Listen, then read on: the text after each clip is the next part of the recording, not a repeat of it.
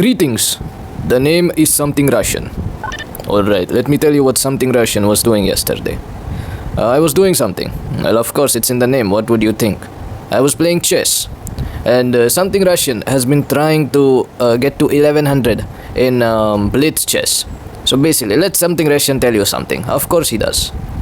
There are three main types of chess.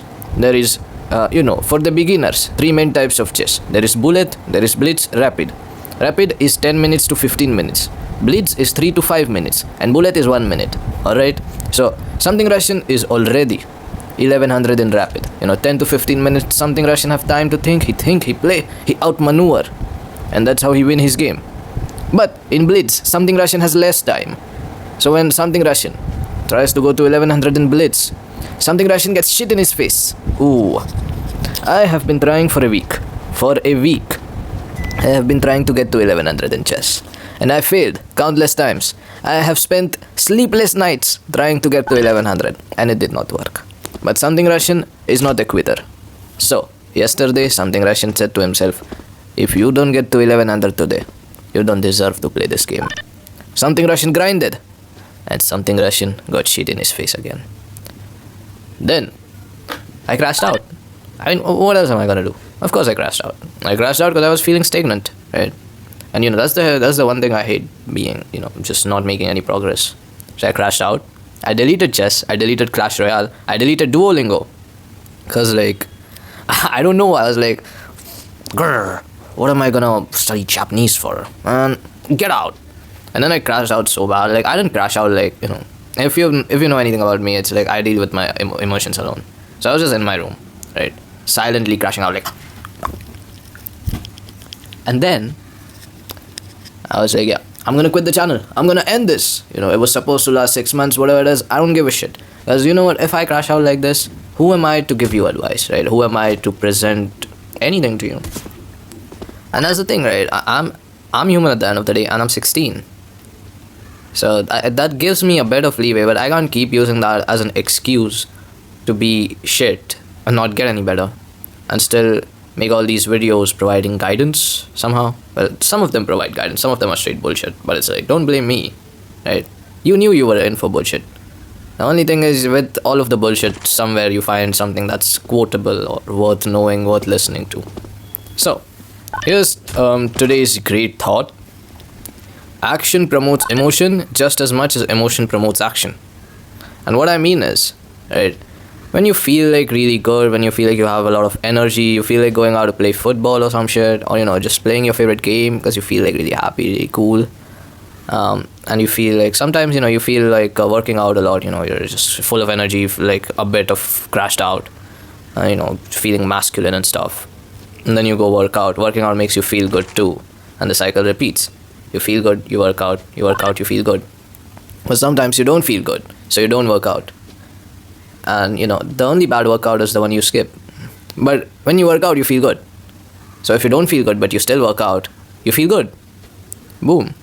And that is really a good way to be disciplined, is to know that after you're done doing this thing, you'll feel good. Not because of the thing itself, or not because of how you feel after doing the thing, but because you did the thing you were supposed to do. And the feeling of being disciplined is also a good feeling, after you've done the task that you were just so heavy on not doing. You feel good. Of course you feel good.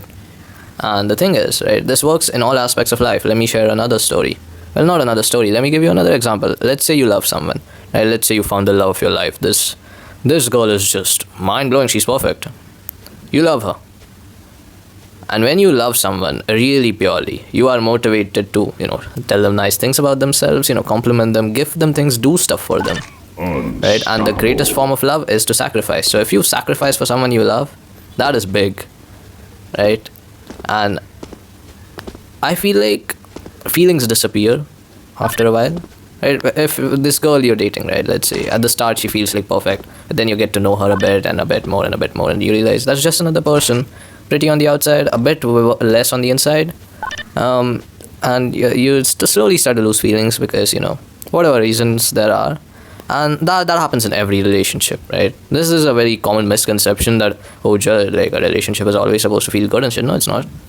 Nothing ever feels constantly good. If something has the power to make you feel good, it has the power to make you feel bad in the same extent or even more. Right? So, you will lose feelings, right? You will feel like shit. You will feel like, who am I even with? What is this piece of shit? Like, I deserve much better and stuff. You start telling yourself this shit. But the thing is, when you have sacrifice for someone, that increases your love even more. People think you do shit out of love, and that's why the shit happens. But they just end the thought process there. They don't think about what happens after you do the shit, after you do the stuff. Right? After you've done the stuff, you get evidence that you actually do love this person. And when you are conflicting with your feelings, right? As you're dating this person for a while and suddenly you're like, they're not all that. What's going on? I really just don't feel the same amount of love for them that I used to feel. When you feel conflict, you should always go to evidence. Right? And evidence is, I did all this. And I did this shit for them. That means I love them. And that's where the love comes from. You remind yourself how much you love them by providing evidence, because feelings will disappear, right? And what you yap will also disappear. You can compliment them all day, you'll forget it. Right? I pretty much no memory, but that's because working out reduces traumatic memories. Study finds. The thing is, right, when you do love someone, you'll do things for them, and then because you do things for them, you love them even more. That's the cycle. That's how it continues.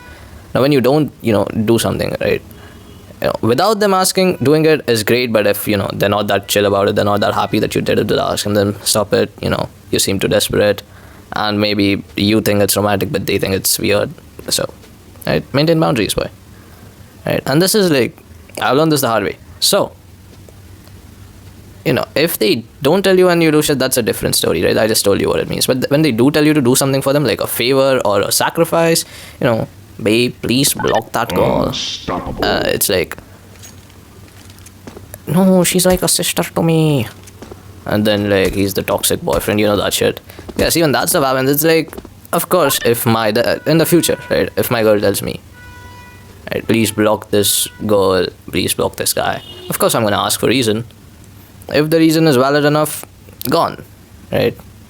Because it's there should always be backing to stuff, and sometimes people can't feel. What if this girl you've been friends with for a long time, right? You have no attraction towards her and shit, but your girl is just randomly please walk her, she makes you feel uncomfortable.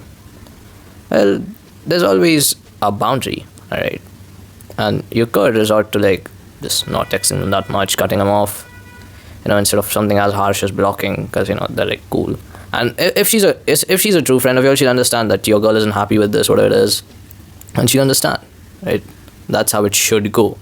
It shouldn't be because she's my friend, just piss off.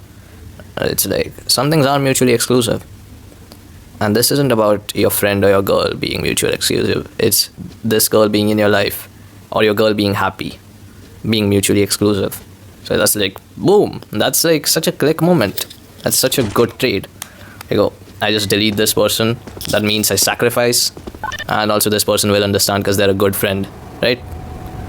And my girl's happy. So that's massive benefit. And my girl now believes I love her more than she used to, So that's even better. That's even better, brother. And then it's that's what happens. And you keep doing the thing, you love it. You start to love it, Mike Tyson said, discipline is doing the thing you hate, but doing it like you love it. Suppose if you do some shit like you love it, you learn more about it. And things will start to click. And when things start to click, you start to gain interest. You start to actually enjoy doing shit. You love it. Boom, there you go. Discipline achieved. And it's not that bad anymore. Right? You didn't get stronger, you just got more interested in the thing you were doing. Because discipline is about doing the beneficial, the good things at the end of the day. So of course the good things will make you feel good over time. Studying feels good over time, working out feels good over time. And it's all really good. And just so you know, channel isn't going anywhere. I downloaded Clash Royale again, but I'm not going to be playing as much because I think I've retired from the game, to be honest. I reached 9k, I'm still better than all my friends. It's all cool. I downloaded Duolingo again, and about the chess thing, right? I got to 1050 again from 1000, and I actually learned. I'm actually learning chess and shit. I'm actually analyzing games. I'm learning the openings. If you are wondering, I play the Queen's Gambit as white and the Caro Khan defense as black. And if they don't play the first move, the first move that's required, I think it's e4 when I'm playing as black. I just play the King's Indian. I still haven't gotten a game where they haven't played e4, but I will play the King's Indian. And yeah, unrelated info. You're tired of me. You're tired of hearing my voice. I still love you. Good night.